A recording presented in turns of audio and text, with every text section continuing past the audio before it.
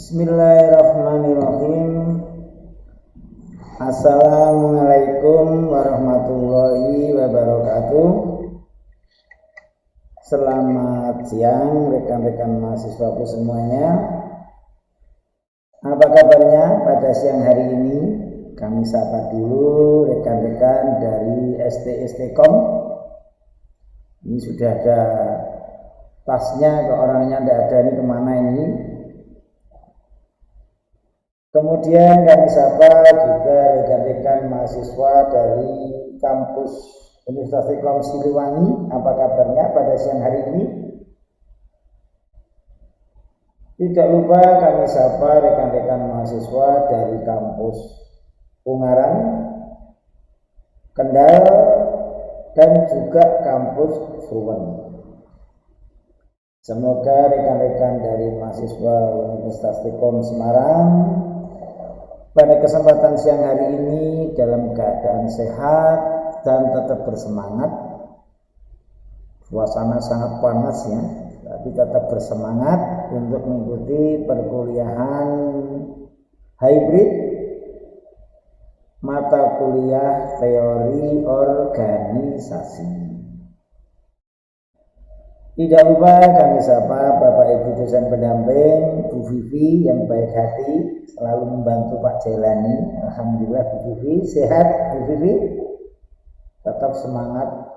Juga tidak lupa Bapak Ibu dosen yang lain, kita tetap bersemangat meskipun waktunya waktu siang. Monggo. Nah, ini adik-adik mahasiswa dari ST-STkom. Tadi kursinya isi kok orangnya nggak ada gitu. Nah, selamat datang. Juga Bapak Ibu dosen yang lain semoga tetap sehat dan tetap bersemangat. Suasana panas tapi kepala kita tetap harus dingin. Hati juga harus dingin. Itu Bapak Ibu dosen yang kami hormati dan juga mahasiswa. Gimana? Kemarin ITS-nya bagus? Nah, ITS itu sebagai pemanasan. Kalau kurang bagus, nanti harus dipilih bagus. Kalau sudah bagus, pertahankan ya.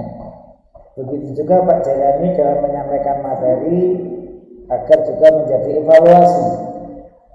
Kecepatan, apa kurang cepat, apa kurang jelas, kita evaluasi bersama-sama agar setengah semester ke depan kita menjadi lebih baik. Kira-kira jangan ditanyakan untuk yang UTS kemarin. Jangan tanya nilainya kamu sudah bisa melihat sendiri ya.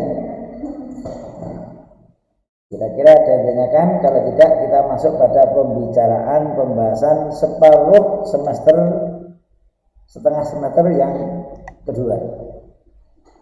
Pada kesempatan ini kita akan membahas tentang materi pokok bahasan perilaku kelompok. Kemarin kita terakhir bicara apa? Masih ada perilaku organisasi. Kenapa perilaku kelompok menjadi pokok bahasan tersendiri? Nanti kan kita bisa lebih mendalam.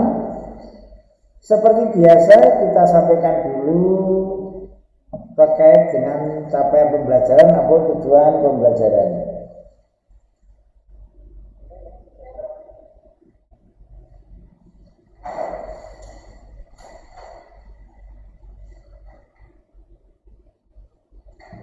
Tujuan pembelajaran dari pembahasan bab ini adalah setelah mempelajari bab ini diharapkan mahasiswa mampu yang pertama mengerti dan memahami tentang perilaku kelompok. Akan beda perilaku kelompok dengan perilaku organisasi kemarin. Yang kedua, mahasiswa mampu menjelaskan pentingnya perilaku kelompok bagi organisasi. Dan yang ketiga, mahasiswa mampu mengerti pentingnya pengaruh perilaku kelompok bagi organisasi. Tujuan yang keempat adalah mengidentifikasi karakter perilaku kelompok dalam organisasi. Dia akan beda perilaku kelompok dengan perilaku organisasi, di mana perilaku kelompok itu nanti akan mempengaruhi baik dan tidaknya perilaku organisasi. Itu rekan-rekan terkait dengan tujuan pembelajaran, kita mempelajari materi pokok bahasan tentang perilaku kelompok. Nah, kita masuk pada pembicaraan materi. Sebagai pendahuluan perlu kami sampaikan bahwa dalam organisasi itu mesti ada kelompok-kelompok. Apakah salah Pak kelompok? Tidak. Kelompok dalam suatu organisasi itu akan membangun organisasi menjadi lebih baik, tetapi akan juga kalau tidak kelola dengan baik akan menjadikan organisasi jadi tidak baik. Kelompok dalam organisasi akan menciptakan perilaku kelompok. Kalau saudara kemarin semangat ini tidak mau membentuk BEM. BEM itu salah satu kelompok wadah mahasiswa, organisasi mahasiswa yang mampu meningkatkan kapasitas mahasiswa berorganisasi, tugas fungsi mahasiswa, peran mahasiswa selain sebagai anggota Sitifas Akadema juga sebagai anggota di masyarakat. Nah, kembali dalam melihat perilaku kelompok, mengelola kelompok dalam satu organisasi bisa dikatakan sama seperti kita mengelola organisasi. Contoh organisasi perusahaan. Organisasi perusahaan, organnya perusahaan, anatomi perusahaan adalah mulai direktur sampai pada tingkat paling bawah, buruh ataupun OB ataupun yang lainnya, bukan yang lain. Tetapi dalam satu organisasi yang besar, perusahaan yang besar, ada yang namanya serikat pekerja, ya kan? Atau mungkin ada kelompok organisasi rohaniawan, pengajian misalnya. Nah, apabila serikat pekerja ini dikelola dengan baik, akan mendorong organisasi perusahaan tersebut dalam meningkatkan kinerjanya. Karena serikat pekerja mendorong kebijakan perusahaan bekerja dengan optimal, kinerjanya bagus, produktivitasnya optimal. Tetapi pada sisi yang lain, apabila serikat pekerja itu gesekan dengan manajemen, yang terjadi adalah demo, mungkin mogok, perusahaan akan rugi. Apapun yang terjadi, yang namanya serikat pekerja itu adalah bagian dari perusahaan. Karena apa? Anggotanya adalah para karyawan dan buruh perusahaan. Nah, inilah kemudian pentingnya mengelola perilaku kelompok dalam suatu organisasi. Organisasi kita, Universitas Tekom, STS Tekom, menjadi keluarga besar. Ada perilaku kelompok di sana. Oh, mahasiswa dan dosen di STS Tekom juga punya perilaku kelompok sendiri. Dosen-dosen di Universitas Tekom dengan jumlah yang besar juga punya perilaku sendiri. Mahasiswa sedemikian rupa. Apabila potensi-potensi perilaku kelompok ini dikelola dengan baik, akan memudahkan organisasi dalam pencapaian tujuan. Tetapi sebaliknya, apabila perilaku kelompok dalam organisasi ini dimusuhi, konfrontir, perang, ya tidak akan tercapai tujuan ataupun sasaran organisasi. Itu sebagai pendahuluan terkait dengan arti pentingnya perilaku kelompok. Sebelum kita bahas lebih mendalam, kira-kira ada pertanyaan dulu, monggo. Tadi saya bangga dari kelas Universitas Tekom di cabang di karena tadi pagi Ada pertanyaan yang cukup kritis, cukup bagus begitu. Mungkin ada yang ditanyakan dulu sebelum melanjutkan, monggo. Yang SDE, cukup senyum saja ya.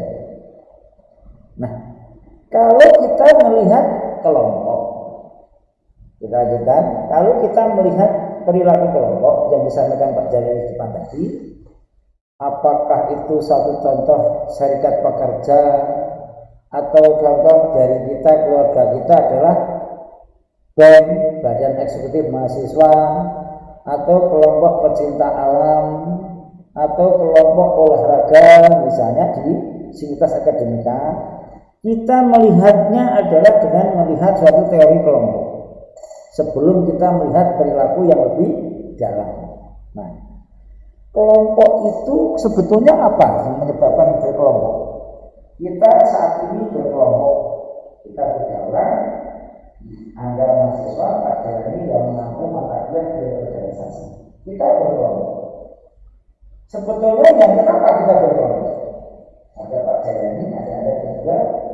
Kenapa kita berkelompok dalam mata kuliah teori organisasi? Ini apa kita? Ayo, kita berkelompok meskipun peran kita beda. Maka kita berkelompok karena kita punya tujuan yang sama. Kamu ingin mempelajari mata kuliah teori organisasi, dia nilai dapat baik, ilmu teori organisasi baik, dapat memahami. Pak Jalani yang menyampaikan mata kuliah teori organisasi. Berkelompok muncul karena keinginan dan kebutuhan yang sama.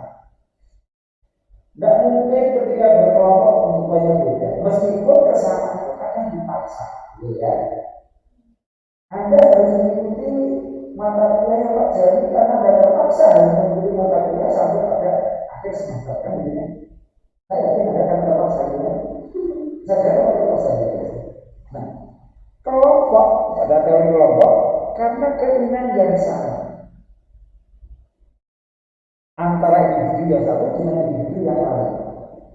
Sama juga contoh tadi, saya mencontohkan kelompok mahasiswa pendaki gunung atau kelompok mahasiswa olahraga futsal. Mereka berkelompok karena punya keinginan dan kebutuhan yang sama. Dalam suatu organisasi semakin besar, dinamika kelompok menjadi semakin kompleks. Dalam suatu organisasi, semakin besar organisasi, entah itu besar anggotanya, entah itu besar sasaran tujuannya, atau besar kegiatan aktivitasnya, dinamika perilaku kelompok menjadi semakin banyak.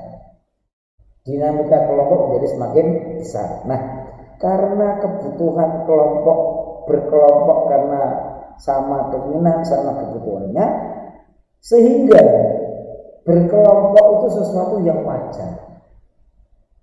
Ketika saudara masuk dalam satu perusahaan nanti, misalnya bekerja, selain saudara sebagai karyawan satu perusahaan, saudara ingin bersosialisasi kenal dengan yang lain. Akhirnya kemudian membangun komunitas berkelompok karena punya keinginan dan kebutuhan yang sama. Teori kelompok mensyaratkan berkelompok adalah adanya 2 orang atau lebih. Kelompok 1 orang itu bukan namanya kelompok. Kemudian adanya komunikasi dan aktivitas.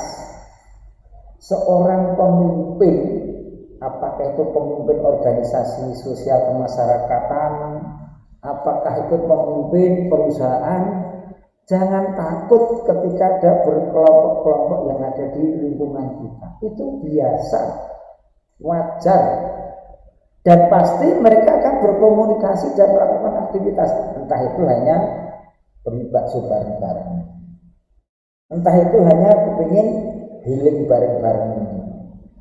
Teman-teman di sini kalau ngajak Pak Jalin kepingin mancing bareng-bareng, ya kamu mancing, saya nongkrong aja kan. Nah, komunikasi dan aktivitas dalam kelompok itu secara teori ya kelompok sesuatu yang wajar. Sehingga kalau Anda berkelompok hanya ngomong hanya diam-diam saja, tidak mau ngomongan saja, tidak ada tujuannya, tidak ada, belum berkelompok. Dan satu teori kelompok. Dan yang ketiga, karena ada komunikasi, ada aktivitas, disebabkan harapan dan keinginan yang sama. Kita tidak menyadari berkelompok, tapi bisa juga berkelompok itu menjadikan kita punya teman baru. Ini sudah pernah belum? Oh bisa, belum akan menunjukkan. Oh karena berkelompok ada kenalan, kita punya pacar. Kalau pacaran kalau berkelompok itu teman-teman pacaran awalnya jadi bisa. Ini Pak jadi di sana. Jadi teori kelompok menyatakan bahwa kelompok itu harus 2 orang atau lebih. Kelompok harus ada komunikasi dan aktivitas. Dan dalam kelompok mesti ada harapan maupun keinginan dan tujuan yang sama. Ini teori kelompok. Nah, pertanyaan selanjutnya, kalau organisasi dibandingkan dengan kelompok yang dibahas ini bagaimana? Di depan saya menjawabkan ya, dalam urusan ada SPSI, ya.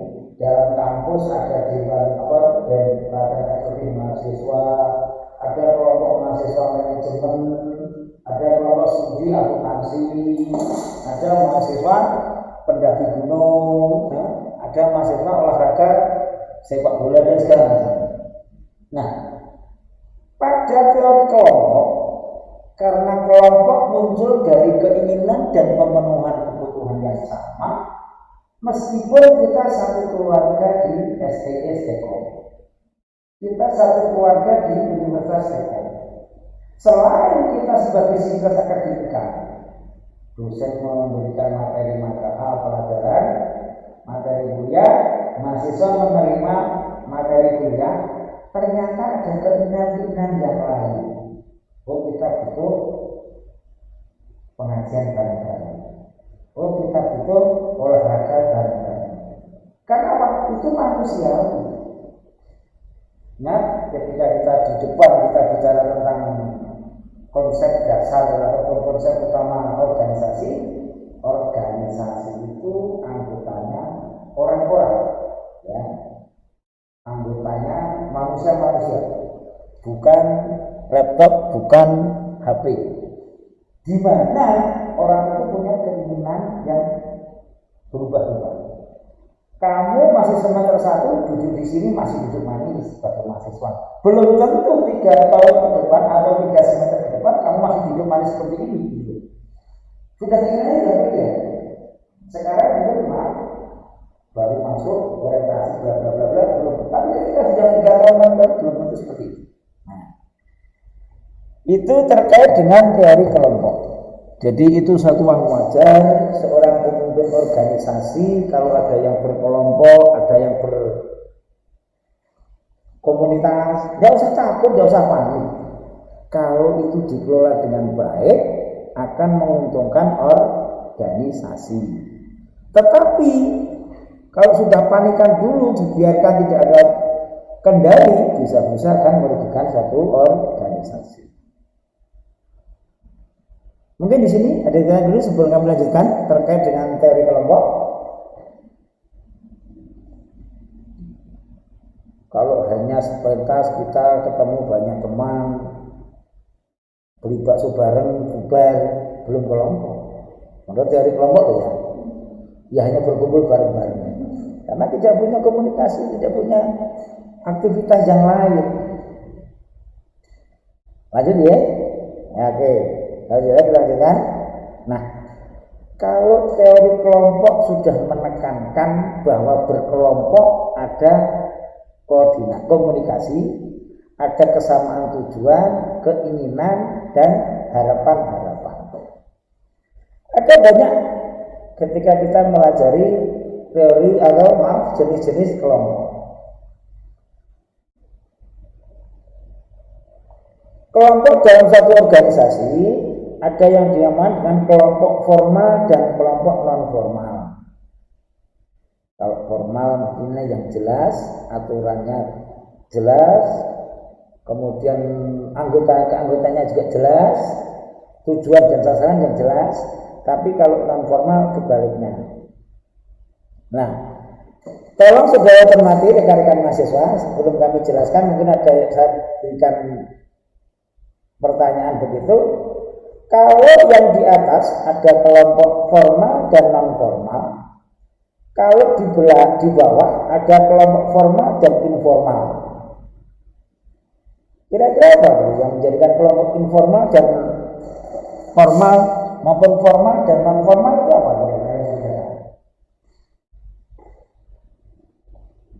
Yuk, apa ya? Mau jawab? Ya jangan tadi. Ayo, apa kira-kira?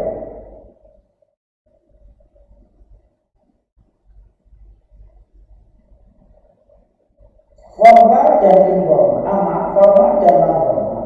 Kalau formal bisa dijelaskan Pak Jalani, aturannya jelas, keanggotaan jelas, kemudian pola kerjanya juga jelas. Nah, kalau non formal lebih kepada terkaitan dengan masih formal tadi. Saya contohkan formal dan non formal. Ketika formalnya misalnya organisasi perguruan tinggi, ada mahasiswa, ada dosen, ada tenaga pendidik, ada admin dan segala macam, ada pimpinan dan segala macam. Nah, di non formal, ada kelompok-kelompok pengajian, di mana kelompok-kelompok pengajian tadi ada mahasiswa, ada dosen, ada karyawan. Masih jalan satu untuk institusi perguruan tinggi tersebut. Bisa juga ada kelompok selain kelompok pengajian, misalnya kelompok sepeda gunung, goes. Goes itu juga masih ada kaitannya dengan yaitu dosen, yaitu pimpinan, yaitu mahasiswa dan segala macam. Kalau formal dan non formal itu masih dalam satu keluarga tertentu. Tetapi kalau formal dan informal, saya mencontohkan ketika kelompok formal itu misalnya perusahaan-perusahaan formal, PT, CV, perusahaan perorangan yang sudah berizin, yang semua punya legalitas perusahaan. Tetapi ada usaha yang informal, usaha-usaha warung yang tidak pakai izin apa-apa, nasi pecel, bubur ayam, sama-sama usahanya.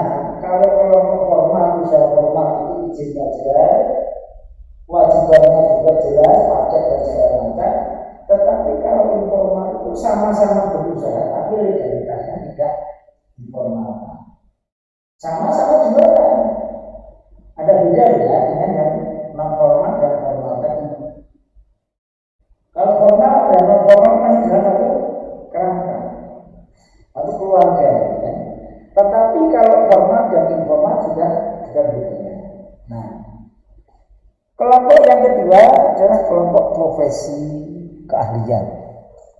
Ini jenis dari latar belakangnya, yaitu kelompok-kelompok yang dibentuk dari profesi, ikatan akuntan, kelompok profesi advokat, kelompok profesi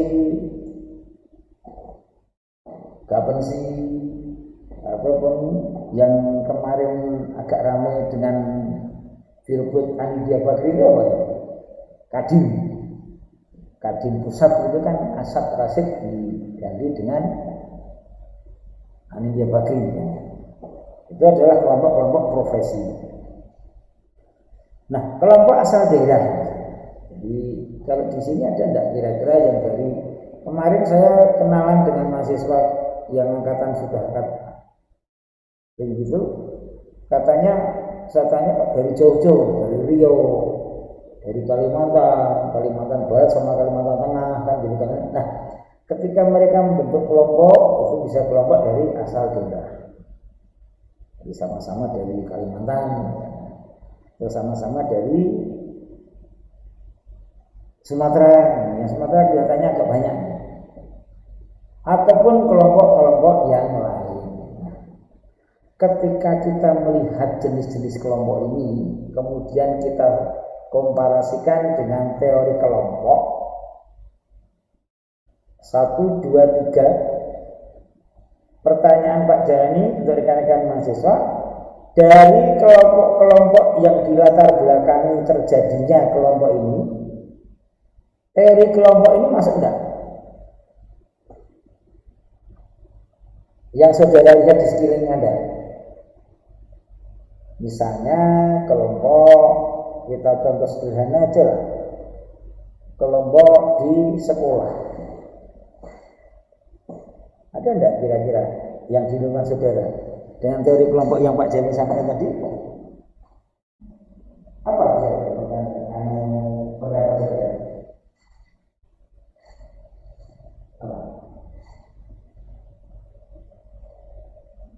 Apa itu? Nah, tadi ke di atas kuliah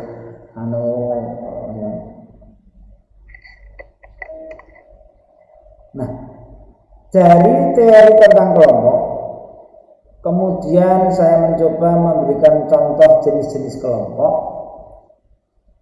Dalam organisasi, perilaku kelompok ini akan kelihatan sekali dari dalam segi kelompok informal maupun kelompok non formal dan informal. Nah, perilaku dalam satu kelompok akan berbeda-beda sesuai dengan karakter kelompoknya. Contoh sederhana, kelompok-kelompok karyawan dari perbankan dengan kelompok-kelompok karyawan dari perusahaan pertambangan, sama-sama karyawan, perilakunya beda apa beda? Nah, beda jauh sekali. Jadi kalau dalam satu organisasi kita melihat perilaku kelompok, bahwa perilaku kelompok sesuatu yang wajar, dinamika perubahan sesuatu yang biasa, kita akan enjoy memimpin kelompok itu. Memimpin perusahaan misalnya, karyawan ternyata butuh bersosialisasi. Karyawan butuh berkumpul. Oke lah, agar dinamika kelompok karyawan itu bisa produktif, progresif, dan menguntungkan bagi perusahaan, berikan saluran untuk kelompok-kelompok karyawan. Olahraga misalnya, gedung olahraga misalnya, atau fasilitas-fasilitas pembinaan rohani misalnya. Sehingga apa? Bahwa perilaku kelompok itu tidak bisa kita hindari, mesti ada, tapi perlu ada wadah-wadah agar itu menjadi kontribusi positif bagi organisasi. Jadi kalau ada pemimpin organisasi, karyawannya banyak, berkelompok takut, itu bahaya. Monggo kalau ada pertanyaan dulu sebelum saya lanjutkan. Tidak? Nah, kita sudah memberikan jenis-jenis tentang kelompok. Sekarang bagaimana organisasi memahami perilaku kelompok agar apa? Kelompok tersebut memberikan kontribusi positif bagi organisasi. Syukur-syukur kelompok itu memberikan kontribusi positif, paling tidak jangan sampai mengganggu organisasi dalam pencapaian tujuannya. Kalau teori kelompoknya menyatakan kelompok mesti ada komunikasi, kelompok karena ada kesamaan tujuan, keinginan dan harapan. Bagaimana pemimpin organisasi agar membangun, mengelola perilaku kelompok itu menjadi bermanfaat ataupun bernilai positif bagi organisasi? Ketika kita melihat perilaku kelompok, kita harus melihat kelompok itu dari segi karakteristiknya. Kalau saya naksir kamu, lihat dulu, ini bentuk bagaimana. Jangan cuma cantiknya, tapi juga termasuk perilakunya, kan gitu kan. Nah, teori perilaku kelompok yang pertama adalah komposisinya. Kalau kita melihat komposisi kelompok, antara karyawan tadi saya sampaikan, kita karyawan yang perbankan, jasa keuangan, dengan karyawan di perusahaan pertambangan, sama-sama karyawan kan karakter perilakunya kan beda, komposisinya juga beda. Sama juga ketika kita melihat komposisi apakah ini karyawan di tingkat manufaktur pabrikan atau mungkin karyawan di tingkat menengah. Institusi juga seperti itu. Apakah ini komposisi dosen-dosen, kelompok dosen-dosen atau kelompok mahasiswa? Perilakunya jelas berbeda. Sehingga dalam melihat memahami perilaku kelompok, komposisi ini harus dipertimbangkan. Mengelola perilaku kelompok dalam melihat komposisi akan menjadikan kita harus melakukan bagaimana. Karena kita melihat komposisi yang ada. Kalau komposisinya seperti ini, jangan kemudian kita melakukan suatu alternatif solusi pengelolaan seperti itu, kan nggak nyambung. Karyawan yang begitu banyak, karyawan itu tuntutannya mungkin hanya mohon maaf kenaikan gaji, fasilitas dan segala macam. Tidak mungkin banyak-banyak kan, bukan kapasitas dia kan gitu kan. Kapasitasnya yang pada pemimpin ataupun manajer-manajer. Komposisinya akan saya menentukan langkah-langkah dalam melihat dan memahami perilaku kelompok. Yang kedua, ketika kita melihat perilaku kelompok dari sisi hierarki status. Dalam satu organisasi tadi kan ada formal dan informal. Kalau formal kan mudah, hierarkinya bagaimana, posisinya sebagaimana, hak dan tanggung jawabnya seperti apa, wajibannya sebenarnya cetok. Tetapi ketika peran hierarki dalam organisasi non formal itu akan sulit. Ketua dibentuk dengan sendirinya, sebagai ketua, gitu kan? Oh, bagian ini, bagian itu kan hanya gitu kan, karena informal kan. Nah, mengelola perilaku kelompok yang ketiga adalah dengan peran atau aturan. Ketika ada mahasiswa teori organisasi yang tidak pernah kuliah, tidak pernah melakukan tugas, tidak pernah ujian tengah semester maupun ujian akhir semester, kok dapat nilai A, logis enggak? Misalnya gitu kan, wah ini Pak Jela ini rada kurang ajar. Perannya seperti apa? Apalagi dalam satu kelompok, bahasanya adalah fairness di sana. Siapa yang punya kontribusi, siapa yang punya peran, siapa yang punya dedikasi, kejuangan yang tinggi. Oh, perlu adanya reward and punishment. Jangan punishmentnya yang dikejut, tapi rewardnya tidak ada. Ini dalam melihat perilaku kelompok.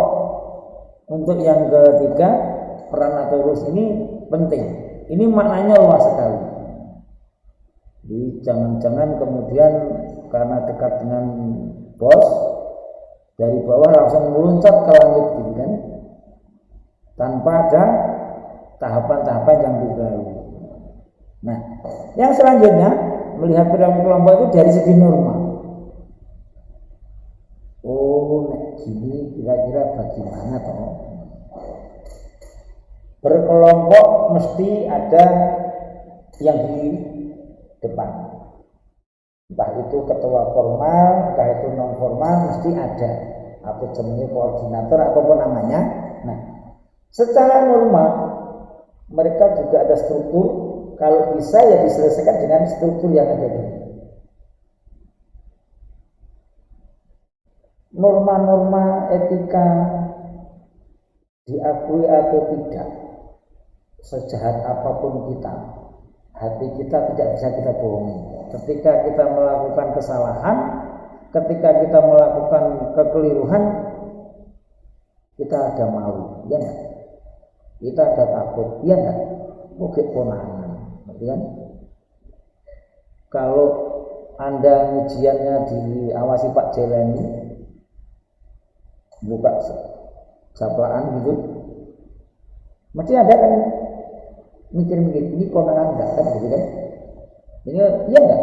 Ya kebetulan di rumah kerjakan di rumah mau buka semuanya ya silahkan kan. Perilaku kelompok dari segi norma, oh ada norma-norma kelompok. Kalau kita menyelesaikan dalam kelompok, meskipun seandainya kelompok itu bermasalah, ada norma-norma yang kita tempuh. Tidak sakbenake diri. Kembali agar apa? Kelompok itu tidak merugikan organisasi secara menyeluruh.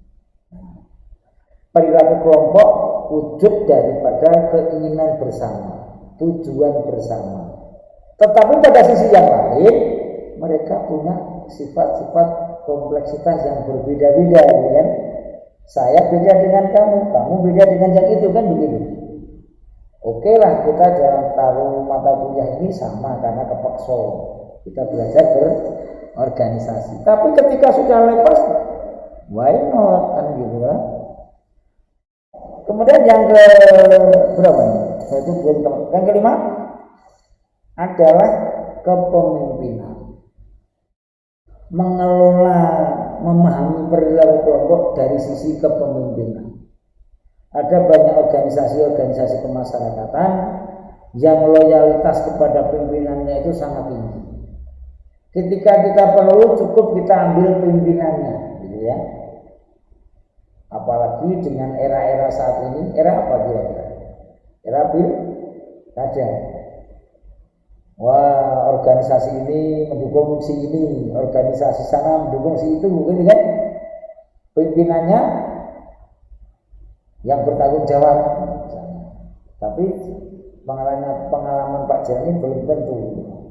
Pimpinannya dijak diskusi, dijak rapat, yo, tapi belum tentu sampai tingkat bawahnya.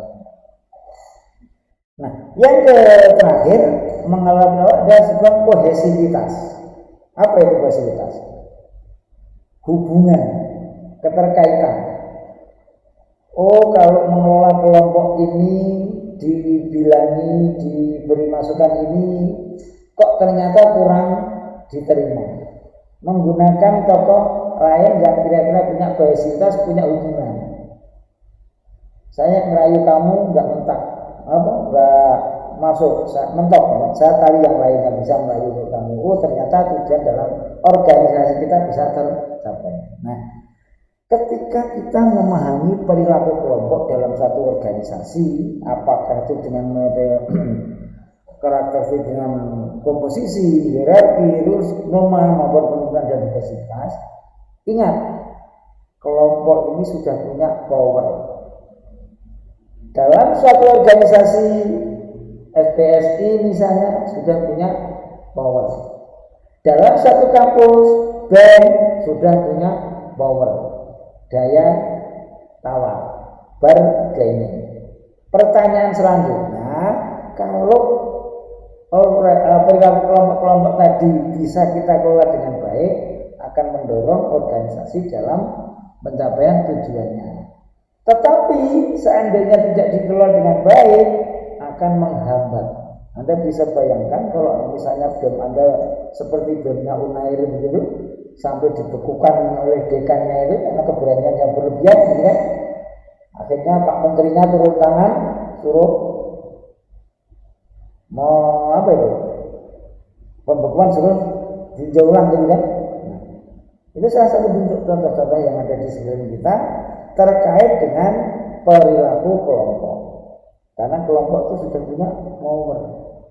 Dan Unair itu bagian dari fisik bagian dari Unair secara keseluruhan. Tetapi ketika BEM-nya berulah, BEM-nya fisik, semua kena. Semua kena imbasnya. Saya tidak bicara benar dan salahnya, itu hanya contoh daripada perilaku kelompok dalam organisasi. Saya tidak punya hak untuk menilai benar dan tidak, salah dan segala macam. Saya hanya ingin mencontohkan dari kata dengan perilaku organisasi. Ada pertanyaan dulu, silakan, monggo. Yang dari cabang mungkin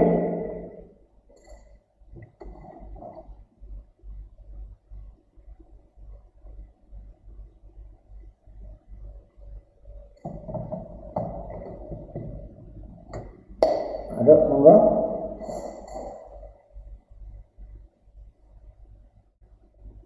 Kalau tidak ada, mungkin saya cukupkan pertemuan kita untuk kesempatan ini. Sekali lagi kami tandaskan sebagai suatu konklusi kesimpulan begitu, bahwa perilaku kelompok dalam satu organisasi itu sesuatu yang wajar, ada biasa. Tetapi yang harus menjadi perhatian adalah bagaimana perilaku kelompok itu akan menjadikan organisasi menjadi lebih baik dalam pencapaian tujuannya. Tanpa ada dinamika perilaku kelompok, organisasi tidak akan bisa lebih maju. Ingat, terkadang kan kompetitor, pesaing itu kan positif bagi kita. Jangan kemudian jadi pimpinan perusahaan atau pimpinan organisasi, ada kelompok-kelompok di tingkat bawahnya dianggap wah ini mendirikan negara dalam negara misalnya. Oh berarti saya harus evaluasi. Oh saya harus merangkul. Oh saya harus berkolaborasi untuk menjadikan sesuatu bermanfaat bagi suatu organisasi. Perilaku kelompok harus dianalisis dengan berbagai pertimbangan tadi. Apakah dari segi komposisinya, apakah dari segi hierarkinya, atau kepemimpinan, atau kohesivitasnya. Tujuannya adalah perilaku kelompok itu bermanfaat bagi organisasi. Paling tidak zero bagi organisasi. Jangan sampai menghambat ataupun merugikan organisasi. Karena apa? Ada kelompok yang berlaku yang tidak beres, energi yang dikeluarkan bagi organisasi sangat besar. Itu rekan-rekanku untuk pertemuan kita pada siang sore hari ini. Nah,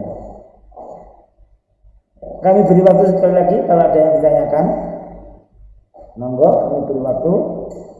Apa karena saat-saatnya yang kritis? Saat-saat yang kritis, Pak Jailani selalu berdoa semoga selamat sampai tujuan.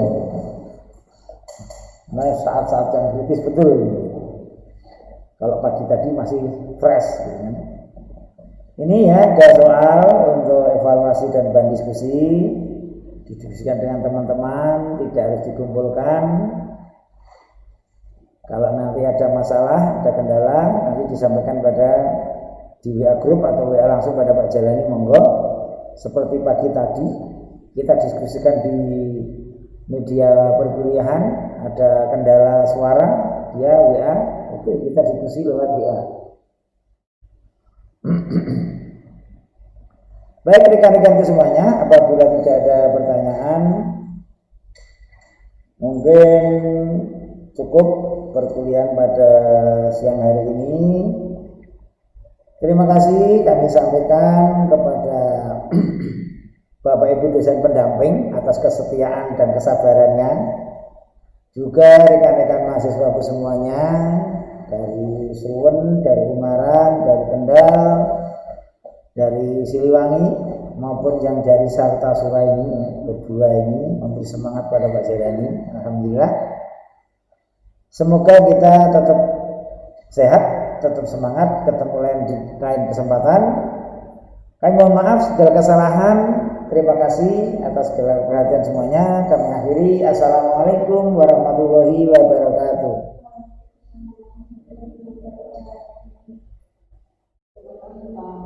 Sama-sama.